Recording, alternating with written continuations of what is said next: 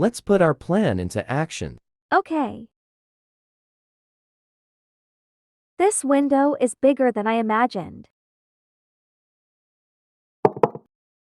Who could it be?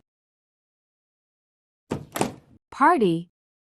Partition, I always wanted to know what's behind that paper in front of your face. And you will never know. Okay. What do you want? A cake, a coffee, a tea, something like that. It's because when there are visitors, I treat visitors well. Except Lana, she is very annoying. But, do you want some tea?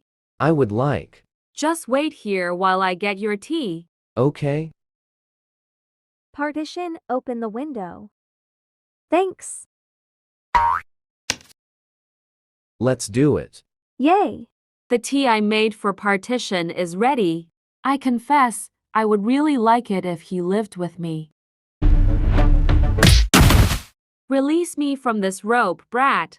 Only if you stop disturbing me. If not, you'll get stuck in this rope. Forever. F.O. Forever? Okay.